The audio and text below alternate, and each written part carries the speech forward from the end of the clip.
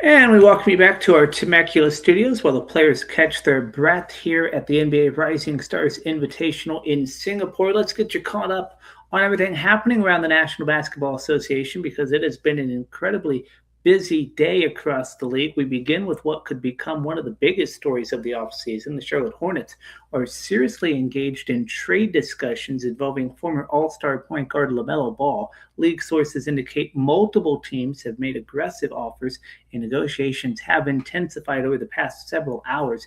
In fact, there's growing belief that if Charlotte receives the package it's looking for, a deal could come together within the next 24 or 48 hours. Now, this is fascinating because just a few months ago, it appeared that the Hornets had finally turned the corner after winning only 19 games the previous season. Charlotte more than doubled its wins total, finishing with 44 victories and coming within one play-in game of ending a postseason drought that dates back a decade. LaMelo Ball was a huge reason why, and he averaged just over 20 points, more than 7 assists, nearly 5 rebounds, and perhaps most importantly, he stayed healthy.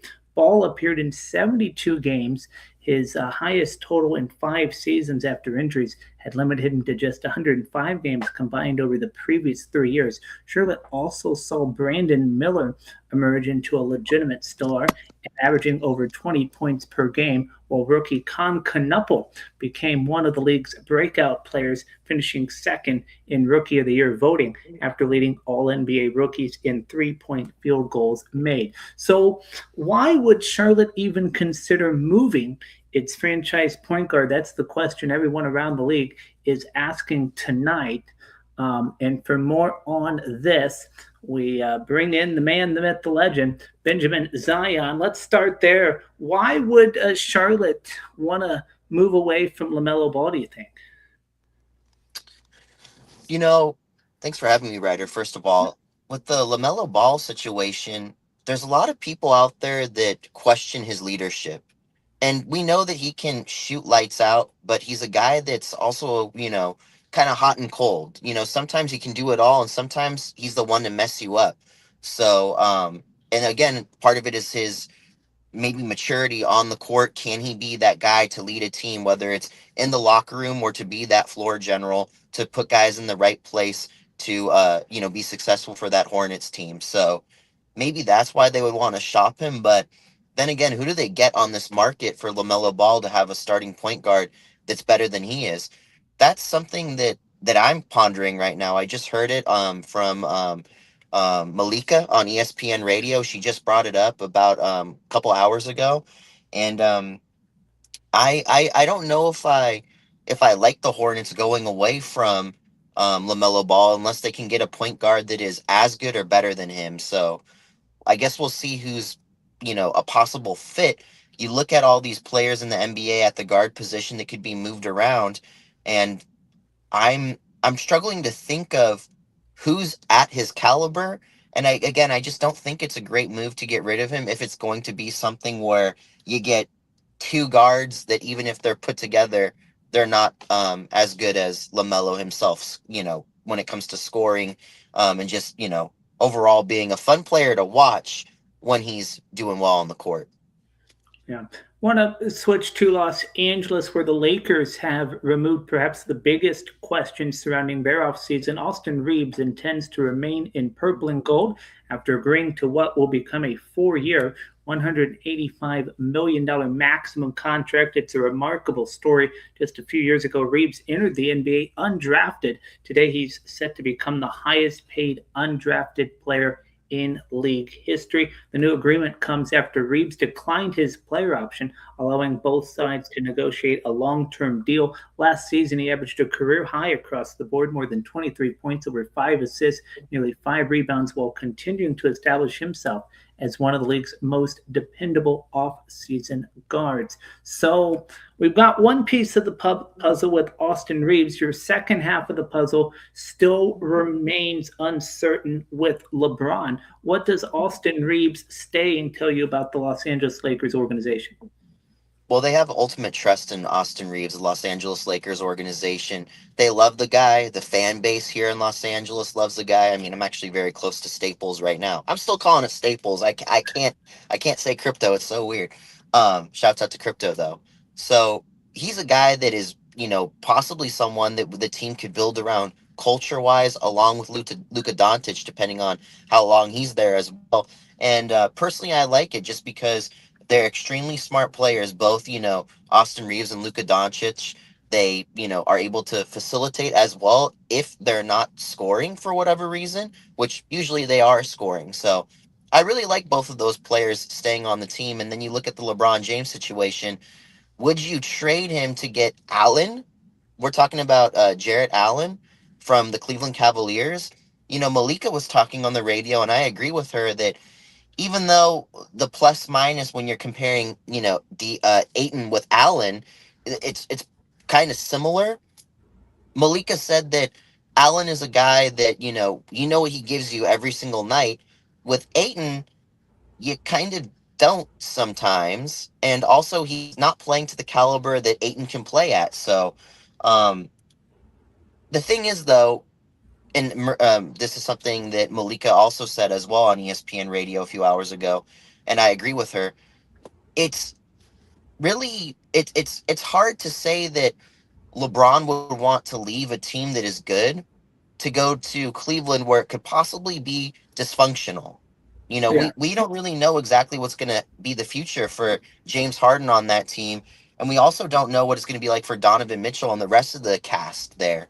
So you would think that LeBron would want to take that $15 million, whatever, and play one more year and win a championship with what could be still a championship caliber team. When you have Luka Doncic and Austin Reeves that are healthy, along with the rest of the supporting cast on this Lakers team, they're not bad. Even if Aiton isn't playing like he was in the Phoenix Suns, he's still a good player.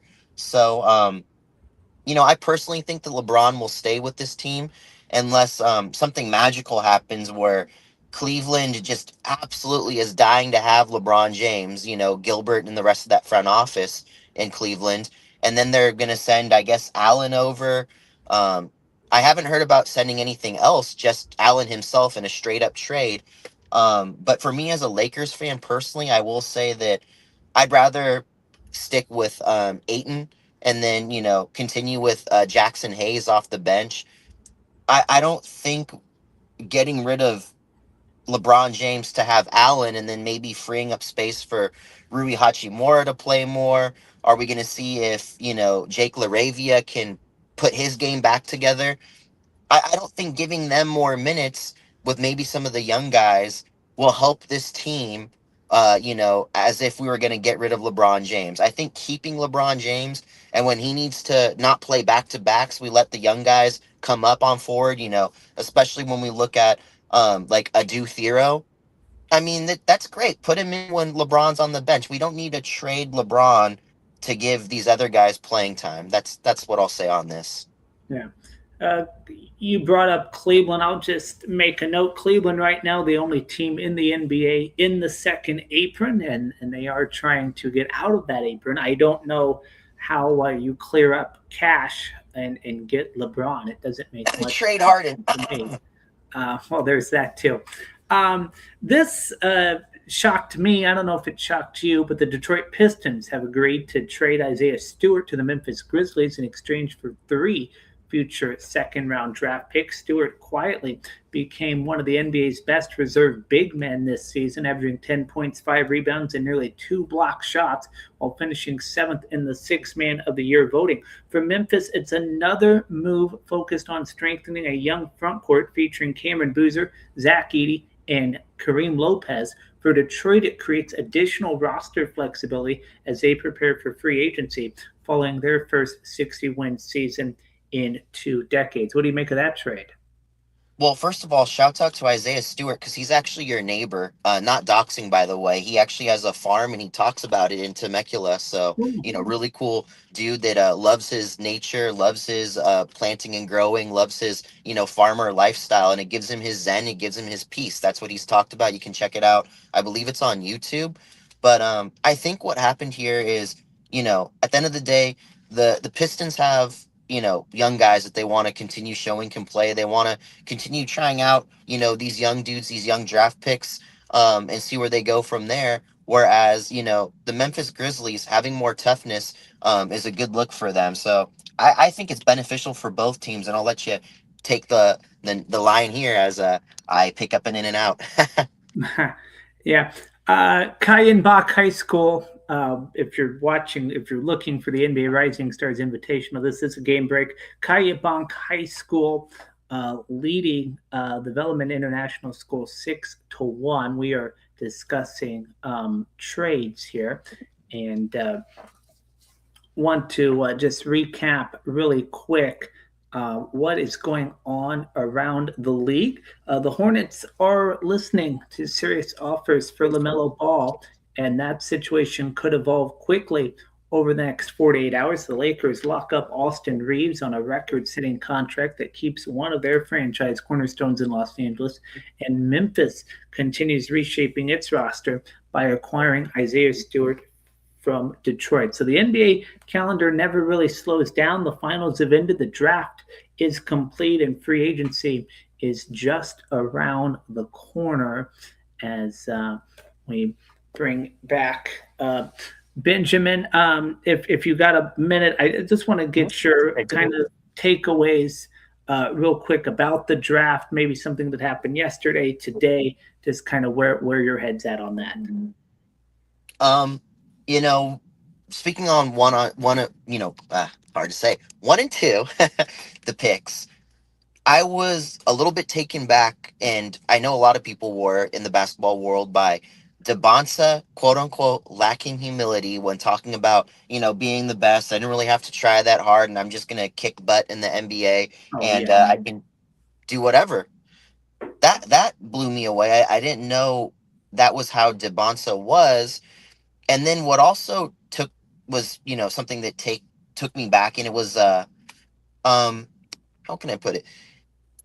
It was shocking in a positive way to see that Peterson, KU guy that was taken by the Jazz, was just really eloquent, and I'm not taking anything away from his character because I just didn't know who he was off the court, but all of his interviews were super great. On SiriusXM NBA, they had oh my gosh, coach from, someone will look it up, the interview on SiriusXM where coach from, I can't remember the college, so we'll leave it. But he just had a great sit-in with Peterson and said he felt like he was sitting with family at the table, and they had a really good conversation. They think he's a great guy. He talks as if he has very high IQ as well, and that's a positive because there's so much negative around Peterson that, oh, he's lazy. He checks out of games when he has a cold. He's this, he's that.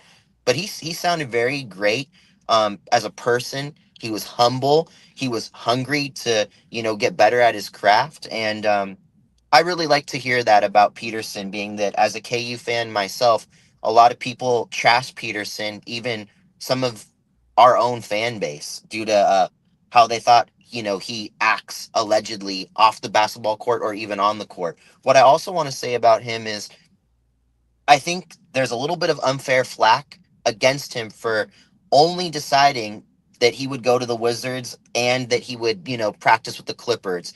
We don't know that that was his decision, Ryder. People saying that it was his decision. Show me the proof. That could have been his agent. Yeah, that could have been his agent's decision or whoever's. Exactly. So the fact that he's not out here saying, "Oh, I didn't want to be in Utah. I wanted to be somewhere else," and he's just happy and he's hungry. That's very positive. So I look forward to him to be a plug and play player for the Utah Jazz, same as Debonsa. And otherwise, looking at the rest of the draft, I guess we'll get into that. But I will also say, it's, I guess, a little bit weird for people. I like KU and the Longhorns, so I'm happy to see where Swain went as well, and the Chicago Bulls. They should be able to utilize him as well off the bench. So yeah, I'm looking at, the teams that I root for college wise, and to see all these young guys getting a great chance to play immediately. Some of these guys that are picked 1 through 5, I'm very excited about it. Okay. I'm going to steal the PTI question of the day and give it to you here in just a second. But first, I'm going to get you, if you're looking for the NBA Rising Stars Invitational, we're on a game break. You can, though, swap over to Kayenbach High School, taking on the Velleman High School. First quarter, 17-6, right there. Oh, I thought I had a layup by Jung, but out of bounds. It'll stay with Kayenbach High School.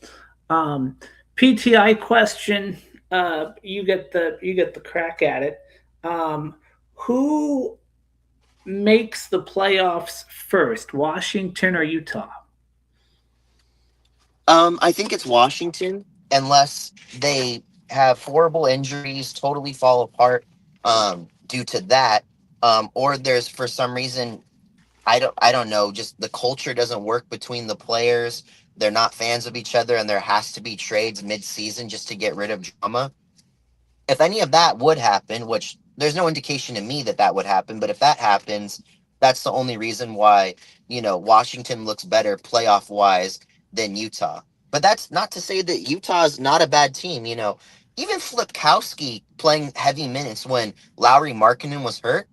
It was weird because I thought I was watching Lowry instead of Flipkowski. Like, Flipkowski took a page out of Lowry's book. So, I mean, and they got dogs on this team that are hungry. They can shoot. They can play. Let's not forget, Williams, who plays for OKC, the guard that shoots the lights out. His brother, Cody Williams, is not a bad player for the Utah Jazz. He's up and coming. So this could be a dare I say it, almost a dark horse team in the West. Can they make it all the way with all the good teams that are, setting up to be powerhouses in the West? It's going to be tough, but I think they make it into the play-in for sure, the Utah Jazz, unless they have injuries, or for some reason, Peterson is just a dud and, they struggle to score off the bench for any reason. I think they'll figure it out, the Utah Jazz. I have high hopes for them. Thunder or Spurs? Who locked out in the draft? Thunder look really good. I mean, they got their big man, Mara. They got some other guys traded to them as well, which, if we can pull that up, I mean, they got guard depth. They got centers. They got the same roster, essentially, almost, that won the championship. So, and that, outed they came to fight the Spurs as well. So, this is a team that's ready to go make another run at it immediately. They got Day Mara 12th, Bennett Sturts 16th, and then Otiga Owe 41st. And it's worth noting that the Clippers are no longer in debt to Oklahoma City. So the Paul George trade is finally complete. Yeah, the curse is over. I don't know, by the way, if Mara will play a whole lot because Williams, Jay Williams off the bench, he's great. They still have, things to do, players to, negotiate contracts with and all that, but the combo of Holmgren, Hartenstein, and Williams is already great. But if you need to call up, Mara, he can start or come off the bench, either or. Yeah, I picture, and maybe this is just me, I picture Mara just helping out Chet, because Chet Holmgren, especially in the second half of that game 7, was absolutely dreadful. And so that's kind of where I see him. But Oklahoma City, no doubt, appears poised to have the NBA's deepest collection of talent again in 26-27, even if it makes some painful cost-cutting moves over the next few weeks, as anybody's tradable, and the Thunder have, they've got a couple people in free agency as well. They need to make any drastic moves, though, the Thunder. No, but you do have, you do have Isaiah Hartenstein, who's a free agent, and Lugnut Dort as well. Both could potentially become. Both will be, so depending if on anyone moves, it could be Dort. I mean, don't get me wrong. I love the French Canadian Luguentz Dort. He's 3-and-D, and he can always play D. but it's, I think we said it even on one of the shows. It's kind of the Josh Hart situation with Dort. Either he's playing defense and the hustle ball and doing all the intangibles, but he's not scoring, or he could surprise you and be a lockdown, catch and shoot 3-point guy, trying to be Ray Allen, you know? Yeah, no, absolutely. Um, are you okay? Let me ask you this question. We'll get back to trades, and then it will follow up this question with it. We know Lamelo's on the trading block that's being talked about. We know John Morant is also being talked about. Who do you think gets traded first? I mean, it would actually be funny if they traded for each other. That would be hilarious, just switching teams. That Um, could be. There's talks about that. Yeah. but I think that John Morant is more of the liability just because he's been in severe trouble before. Yeah.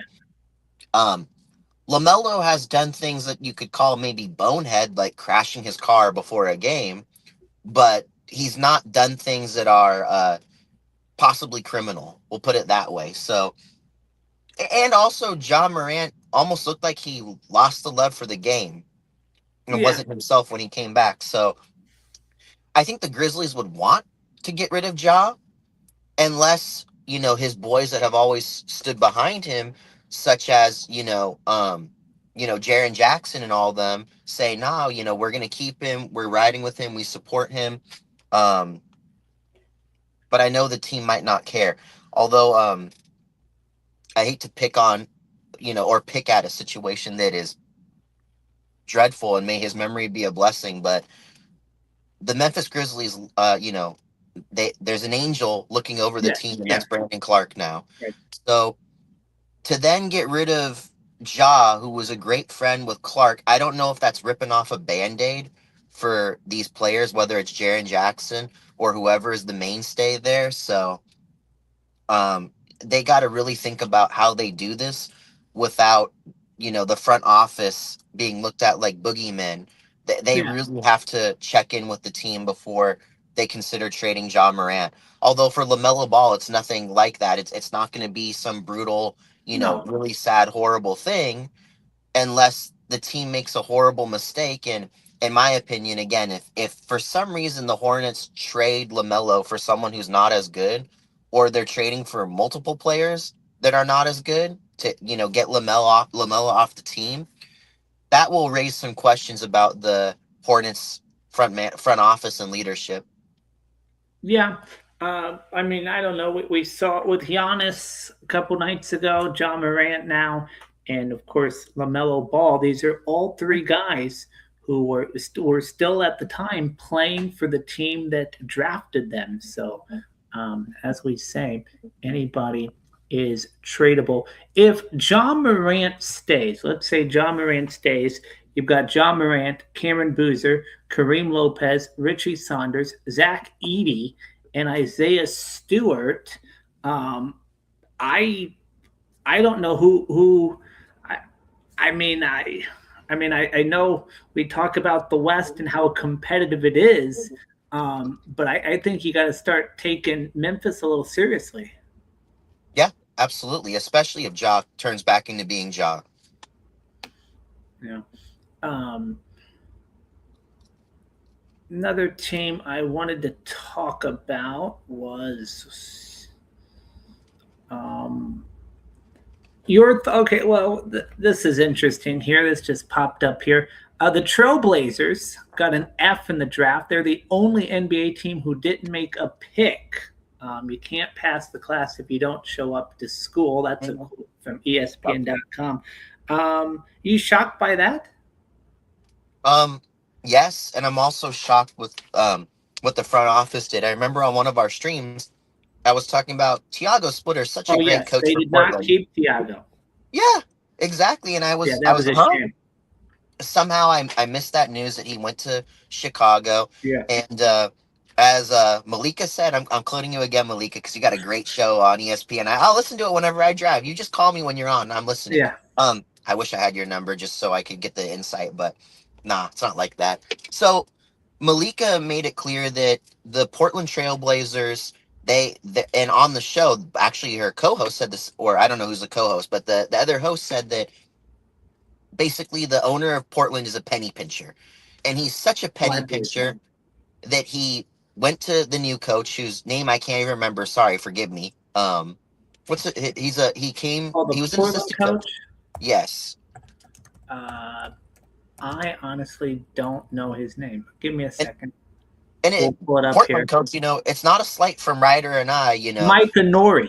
Mike Inori, and I wish him success with the Blazers. Again, I like the Blazers, and I love me some Denny Avdia. I love the rest of the team, Shaden Sharp. I mean, there's some dogs on that team. Jeremy Grant that the Lakers wanted, but to go and it's almost insulting to Tiago Splitter. I wonder if he is insulted that he brought this team into the playoffs, or to be a playoff team. I mean, they look good, and then all of a sudden it's just okay, bye, I'm gonna go hire some guy on a 1 year basically minimum contract. I don't get that. I mean, is the coach some guy that the players just they vibe with and love so much off the bat that it means, okay, well, maybe the players vibe more with him and they love him more than a Tiago Splitter. If that's the case, then okay, so be it. Then maybe it's a good culture move, you know what I mean? But also hiring the guy on a $1 million contract, like Malika said, could signal to the players and people that are drafted by Portland or people that would want to go to Portland. Damn, I mean, and I'm not quoting Malika here. These are my own words. The owner of the Portland Trailblazers could be such a penny pincher and so worried about money that the moment you ask for that contract, you ask for that raise, or the fact that you might just be dispensable, that why would I want to come here? Because the owner is just kind of willy-nilly you know playing with money over here and not playing with it in a positive way to build the team, possibly. Yeah, will be interesting to see. Of course, I thought Tiago was going to be a shoe-in for the job, but they go with Yeah. Micah Nori, longtime assistant that helped the Minnesota Timberwolves reach back-to-back Western Conference Finals in 23, 24, 24, 25. So there's that. Tiago, though, now with the Chicago Chicago Bulls. Bulls. There you go. Yeah. And they get the fourth pick in last night's draft. Caleb Wilson. And last time the Chicago Bulls selected fourth, they also got a kid from North Carolina by the name of Michael Jordan. Obviously, too early to compare the two. Yep. I'm not going to ask you to do that, but are you buying or selling the Bulls this year? I'm probably going to lean towards selling, honestly. And I said I like what the Chicago Bulls have done, but I don't think they can keep up. Understood. Um, and then I'm going to rant about the Pacers here in a minute Sure. because that made me mad. Oh no. It just it was I I've sat here. I'll just start it. I'll just start. I sat here for 3 days and said, "Don't take who?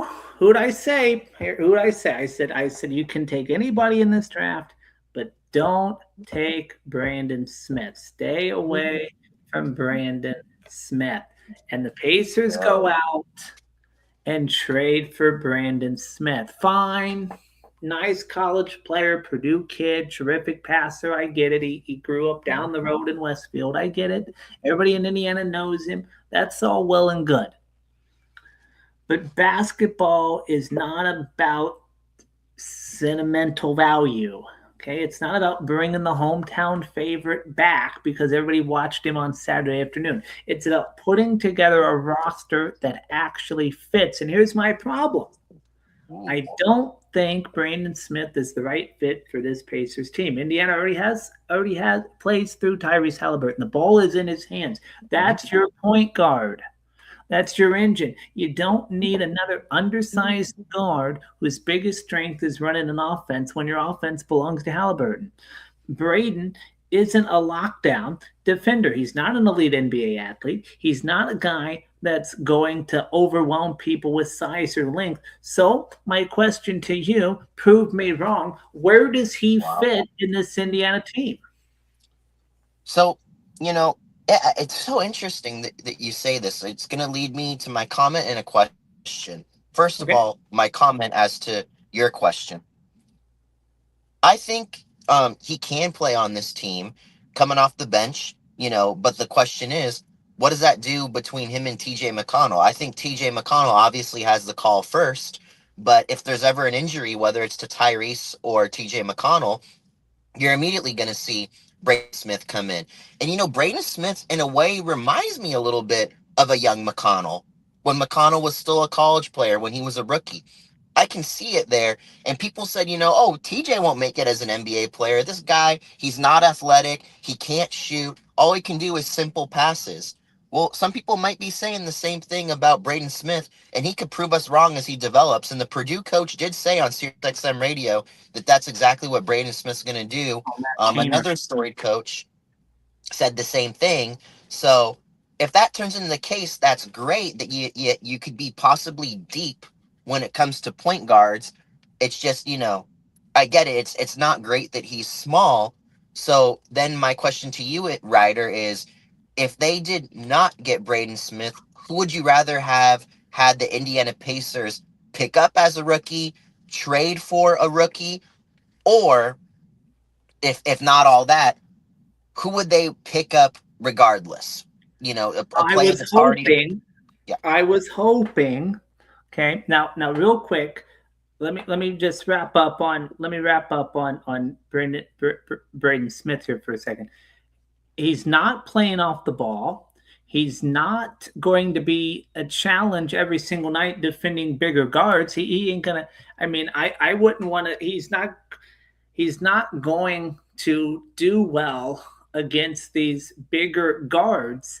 And I just that was my thing. So who would I have liked to have seen the Pacers get? Well, that's a great question.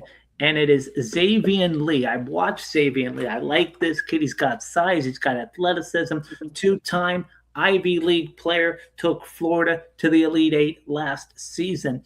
And he's got athleticism. He's got upside. He had a legitimate opportunity to earn a two-way contract, maybe carve out a role in summer league, maybe surprise some people. Now you bring in Brandon Smith, and all of a sudden those developmental minutes disappear. Everybody's going to want to see the Purdue kid. Every summer league game, he's going to get first look. Every practice, he's getting extra attention. Every mistake gets explained away. Well, because he's adjusting. Meanwhile, a guy like Xavier Lee, who worked his butt off at Princeton. Princeton, by the way, no athletic scholarship.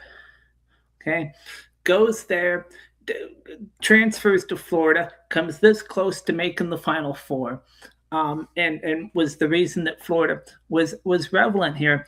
And I just, it drives me crazy. People are acting like Braden Smith is some can't miss NBA prospect, and he's not. He's an outstanding college point guard, and those are two completely different conversations. And I don't know what they're thinking. I would have went with the and you go, well, how tall is? Give me Xavier Lee's stats here. 6'6", I believe. Size. He is 6'3", 177. So, actually, a similar height to, guess who? Braden Smith. Yeah. Believe it or not. Yeah, I just think Xavier was taller for some reason. I just picture him in my mind playing taller. let me. Could be the athleticism. Yeah, I'm looking at the stats comparisons here. And then I want to ask you what direction you think the Pacers will go in from here. I'm very curious, being that they have Braden Smith now. Okay, give me a second. I want to look at this here. Oh,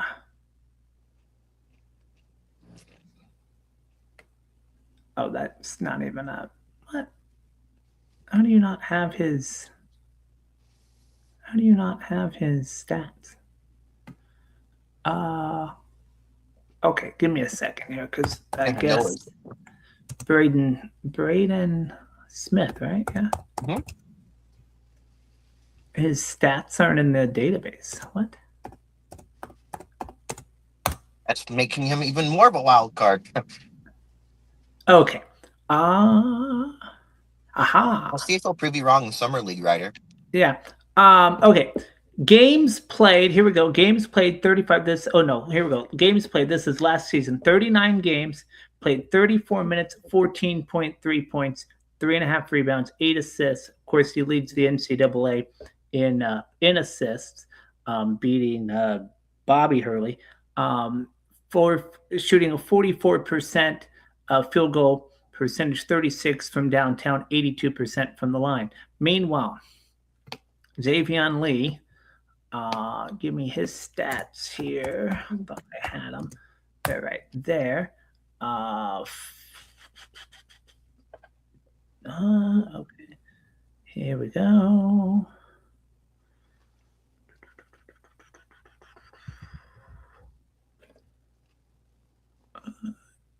Really?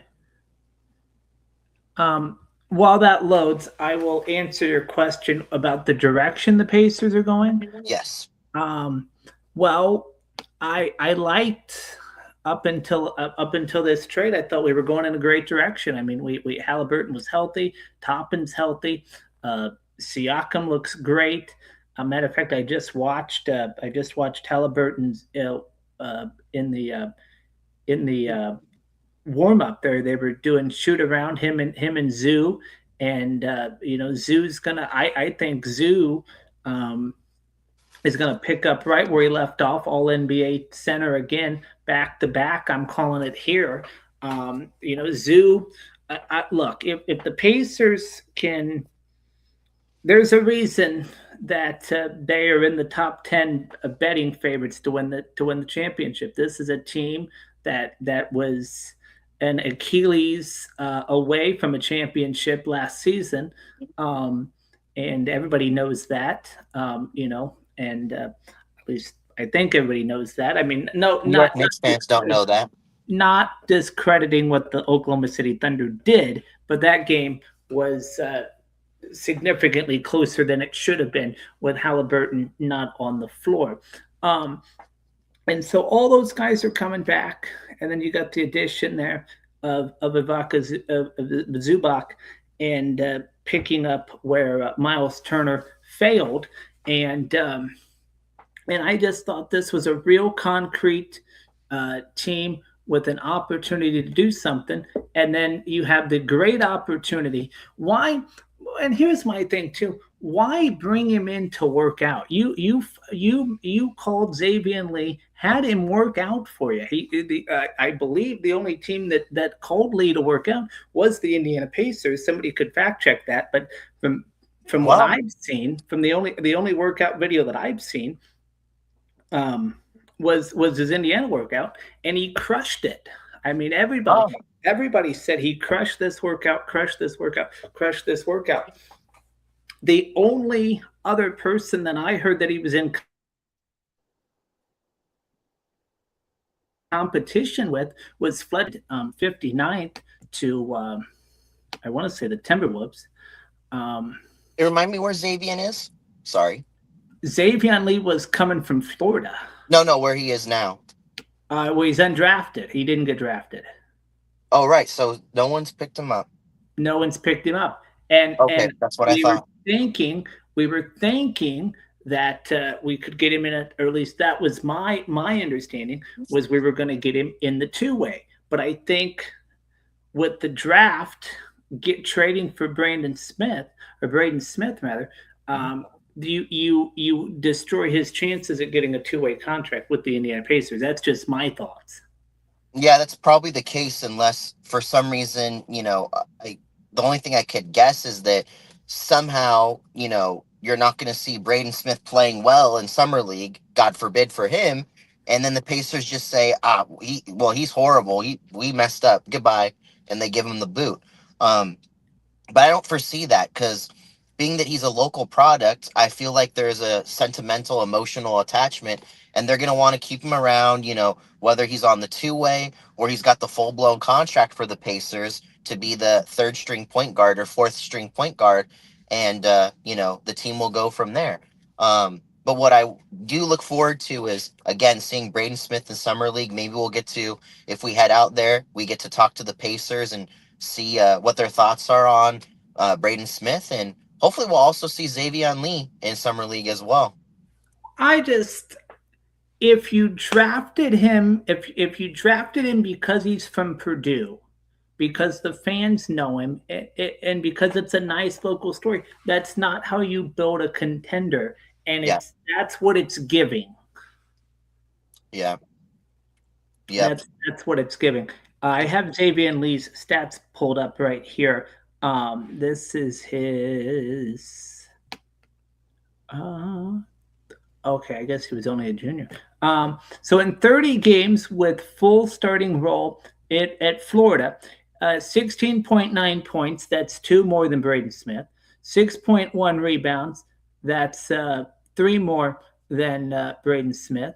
5.5 assists. That's less than obviously three less than the guy that leads the league in assisting. Besides the guy who knows how to pass the ball, you lose in that stat.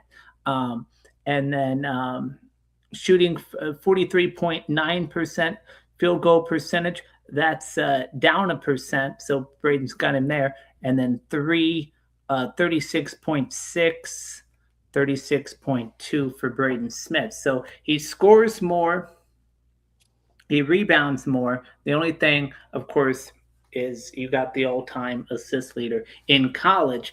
Um, I mean that's great if we're playing catch, but Yeah, we're not playing catch. We're trying to yeah. shoot baskets. I mean, I'm not saying it to shoot down Braden Smith, but he's no white chocolate. He's no Steve Nash. I don't think the Pacers are betting on him to be Steve Nash or white chocolate. But at the end of the day, I just hope that he does well for this team. If he gets a 3-point stroke, that's an added bonus.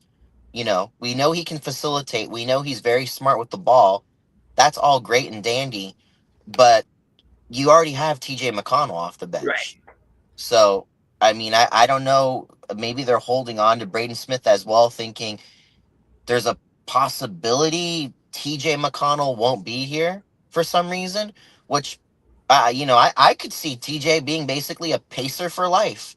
You Yeah. know, Well, I I mean, okay, if you had to free up, if you had you if the op if you had to free up capital, which I don't Yep, think Pacers are lacking capital, that's why we got right. rid of Miles Turner. Um, but if you were going to give up capital, I wouldn't dare give up TJ McConnell. Neither would I. And so, and I don't know I guess I have to, I don't know the vision, and I don't understand the vision. Um, I hope we can check in with the team because yeah, I'm curious as I'm well. gonna have to, I'm gonna have to, I don't know who, I don't know who made that call, if it was Herb or if it was, um, or the other guy there. I forget his name. Pacers. Oh, what was his name? Chad Buchanan. That's Mm. his name. So I don't Chad know. over. I don't know if Herbert. Mhm. Or yeah, I don't know if Herbert made the call there, Mr. Simon, or if it was the general manager in Chad Buchanan. But I don't know. He's got some explaining to do to me. Yeah. And I mean, hopefully we'll just be proven wrong and he'll look lights out in summer maybe, league, and then maybe, we could maybe. say that yeah, he's got a chance. I mean, I don't expect. Well, if I was the Pacers, even if you know Braden Smith was lights out in summer league, he's able to score 25 points, get 10 assists, whatever, right? Or maybe he's getting 25 assists in all the other intangibles. That's Yeah. cool, No, but it's I, right. I would say though, just have Go him ahead. play a two-way contract just so he can keep his Well, reps he's not going. on a Don't two sit him way. on the They bench. traded for this pick, so they traded the Bulls traded this. That yeah, this was a transaction. He's on the team. This ain't a two way. Yeah.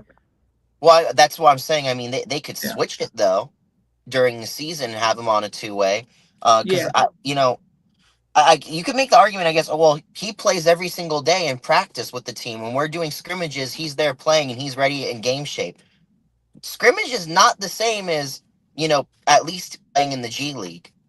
So Yeah. He's 5'10".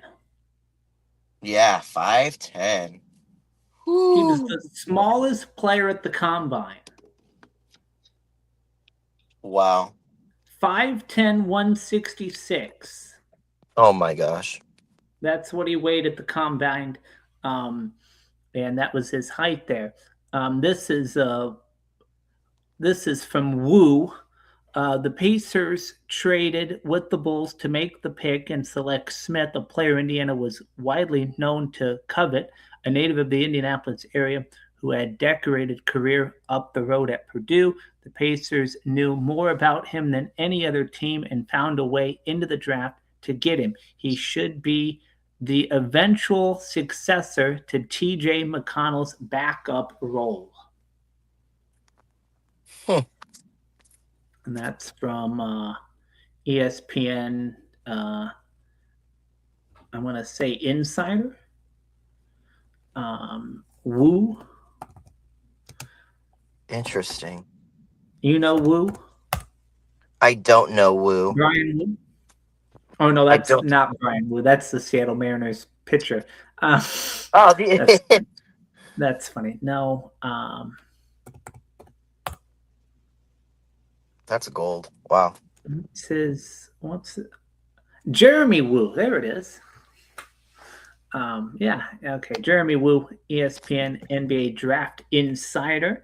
Um, so that's what he said. I guess the NCAA's all-time assistant leader, 1,103, beating that beats Bobby Hurley's record there. And Bobby Hurley had a rough week. He lost his job at Arizona State, and then his record got taken from him. And I don't know. And I don't know what Indiana. Um, I'm not quite sure what Indiana gave up. What did Indiana give up? I don't think that has that been reported. I don't remember seeing it. It's possible that I have missed it. Um, but again, it's you don't see Muggsy Bogues height guys. Well, Muggsy was smaller; he was like 5'6", but you don't see a lot of short dudes in the league. And if they are in the league, they're coming off Oh, the bench. Cam Jones. Yeah. Cam Jones and 2 future second round pick swaps. Wow. That's a bad deal. That is a. I mean, I get player for player, but Yeah. you're gonna give up 2028 and 2030 draft picks for Yeah. some kid I don't because think he's that's from great. Westfield. Yeah, that's rough. That's a rough deal unless somehow you have this kid coming in, Braden Smith, and being better than like a Jose Alvarado, because that's the shortest guy in the league who plays great that I can think of. But we can't compare the two. I mean, Jose Alvarado, he can facilitate, but he's known for being able to play this defense that is absolutely suffocating. He can seal the ball and he can put up shots as well.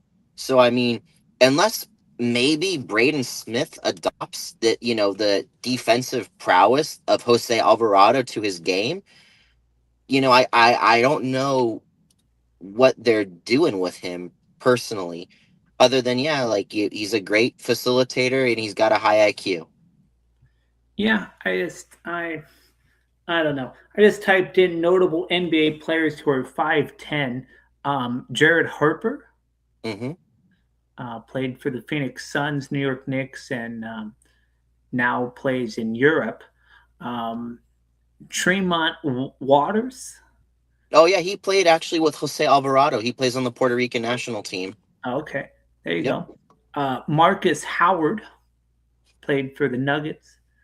Had a standout college career at Marquette. I think And he's on Orlando right now. uh, I don't know. I got him right here in the Euro League.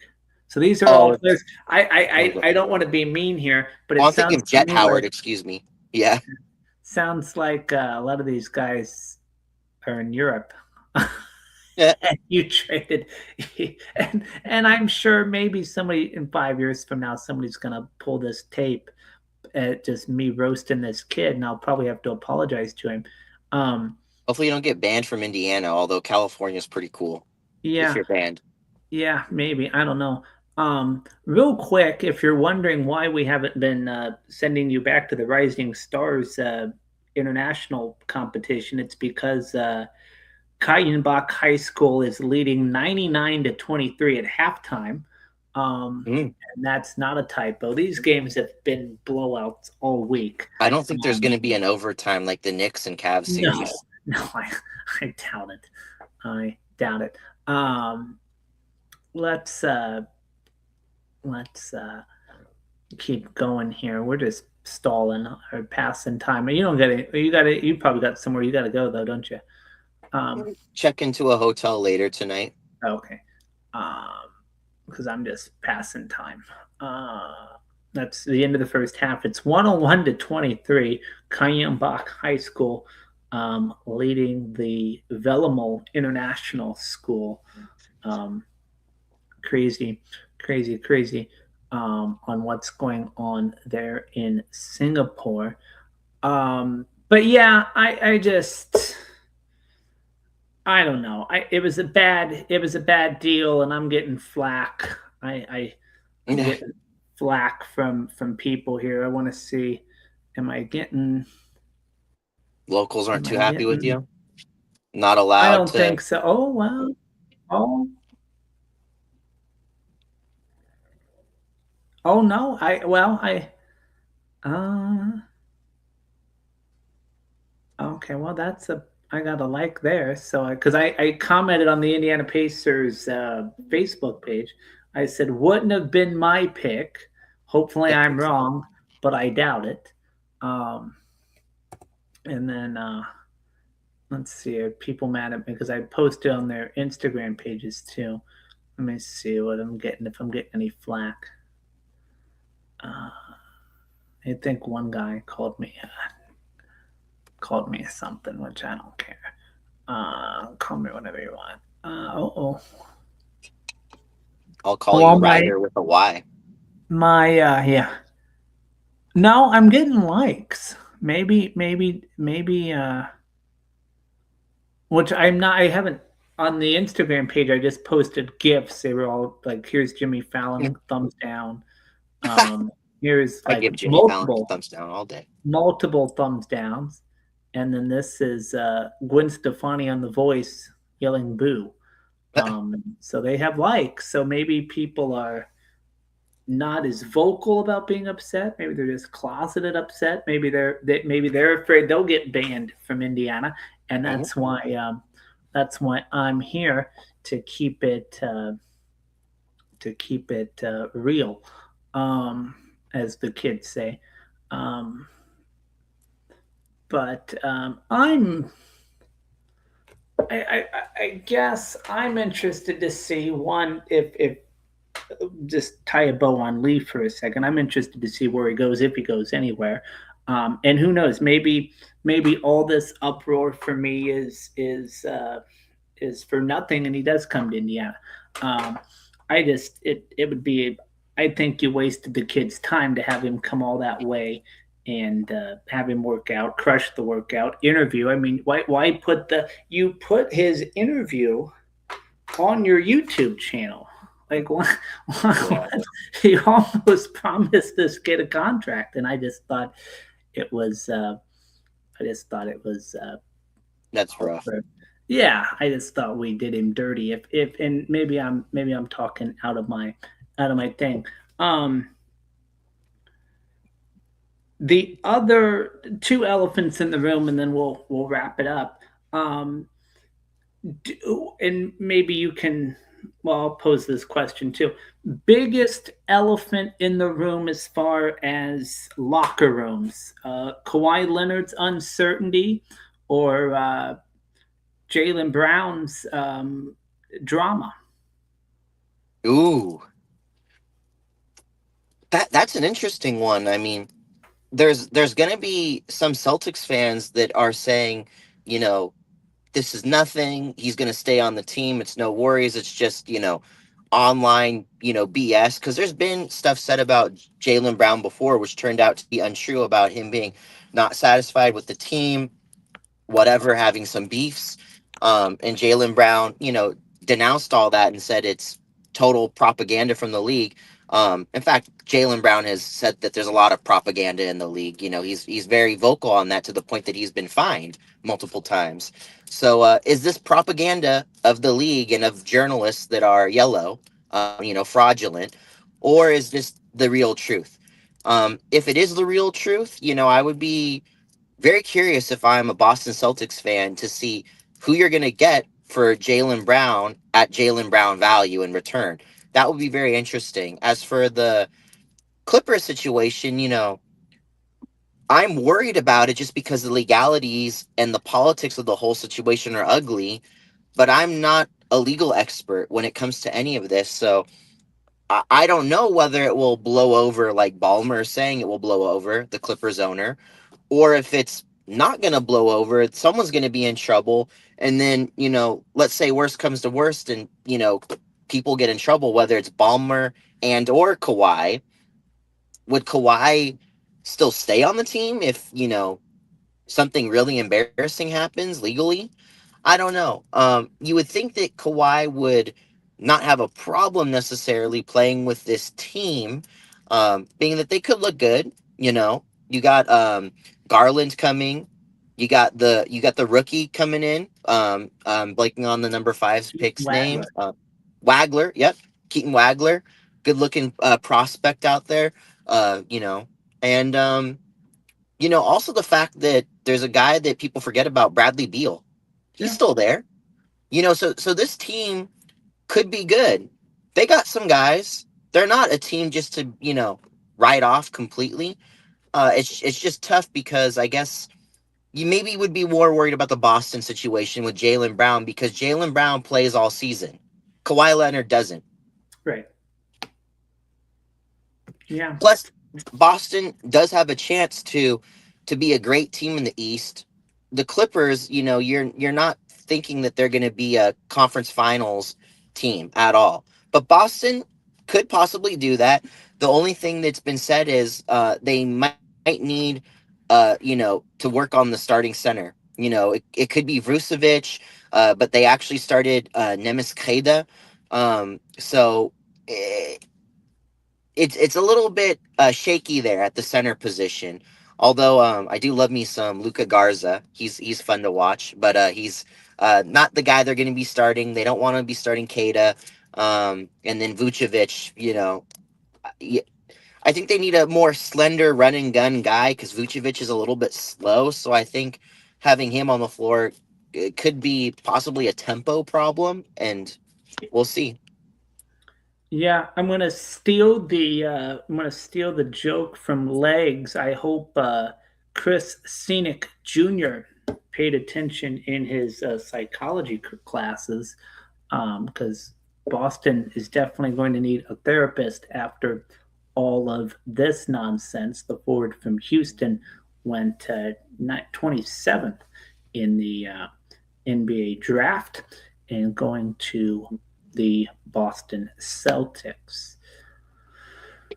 Um, As far as Kawhi, I only know what I mean, I probably know the same things you know. Commissioner has said that it's going. He wants this wrapped up by the summer. He did not give an exact date on that. He spoke with Dan Patrick. I guess not. Yes, I guess it was yesterday. Maybe yesterday afternoon, um, and said whatever happens, he will basically give out punishments if it is deemed necessary by the law. He's willing to, well, I guess he has no choice but to go along with the authorities if those are needed. But they are trying to wrap this up by the summer, and I don't know exactly when. Like I said, they didn't put a date on that. I guess if you're the commissioner, um, from an NBA standpoint, you would like it before the next calendar or next league year, but that starts July 1st, so I doubt that's going to happen. Um, and I know you don't want this going on um, before we get too far closer to opening night in October. So I don't know, but it has been a lengthy investigation, and usually those lengthy investigations don't always end with not guilty verdicts. But I could be wrong. Maybe there's just a lot to um, go through. I'm sure it is, because the company existed, it didn't exist. Was there money? Was there And it's a lot to Definitely tackle, and complicated. I'm glad I'm not in those conversations. Final question. Um, you are most excited to see who next year? Player, team, whatever. Ooh, player and team. Um, Team, my Lakers. I'm biased. But then when it comes to player that I'm very excited to see is Peterson. I'm very excited to see how he fits with this Utah Jazz team. I want to see him maybe even in the starting lineup if possible. Um, that this kid could be amazing. He really could be. I'm not saying he's going to be Kobe level, even though he says he models his game after the late and great Kobe Bryant. But yeah, he's a plug and play dude. As long as injuries don't plague him, and he's able to stay strong, adapt to the way the league is played, and keep his head up at all times. I think he's going to be an amazing and fun player to watch in this league. I'm going with Memphis. Not the John Morant. Pacers. No, I'm going with Memphis. John Morant, regardless if he stays or doesn't, I think you've got a phenomenal team. Scottie Pippen Jr., Zach Edey, and of course the additions in the draft. I wouldn't. I don't usually say who wins or loses in a draft. That's never made any sense to me. But I think Memphis did make out like a bandit. And again, any other year, Cameron Boozer probably goes number one, and just a phenomenal player there. And then, so I'm interested to see Memphis, and I'm cop out, but can AJ DeBonsa, and it's more so with Trae Young, not so much AJ DeBonsa, but can maybe I'm answering the wrong team there, but I was concerned with DeBonsa going to the Wizards if Trae Young didn't stay. And with Mm, Trae Young staying, you've got Anthony Davis there, and now you got this young all Big 12 freshman of the year in DeBonsa. Man, oh man. mhm. I don't think I don't think Washington's going to win a title next year. Don't get ahead of ourselves there. It'll But be interesting though. if if Lamelo leaves Charlotte, Hmm. Lamelo leaves Charlotte, I will not be surprised if Washington sneaks in at that 10th spot and is playing in the play-in. Ooh, that will be something to look out for. Yeah, so because I the reason Charlotte was able to the reason that Charlotte was able to get to the play-in, and I'm the idiot that had them in the play-in over Miami. That didn't age well for me, but I did make that pick. And it was because of LaMelo Ball playing the amount of games that he played at the level that he played, and Con Canupo, who was my vote for Rookie of the Year. That didn't age well either, but either way, 0 for 2 there. So, but but now with LaMelo, I don't know where LaMelo goes. Your guess is as good as mine on that. Maybe it does. Maybe they do swap Memphis and Charlotte. Maybe they do swap, but I think you take LaMelo out, and I don't know who they get. I think Charlotte falls off, and all this talent is staying in Washington. Trae Young staying, Anthony Davis is looking to stay, and now of course AJ DeBonsa, and there's others there, and it's a fascinating story there. Absolutely. Always pleasure talking to you. Um, if you're interested, the NBA Rising Stars Invitational going on, you can hit on over there to YouTube. Kainbach High School leading the Velamo International School 109-23, 5:35 left to play in the third. Benjamin, look forward to discussing off-season transactions with you throughout the summer, and that will do it for us. Absolutely. Thank you for having me on.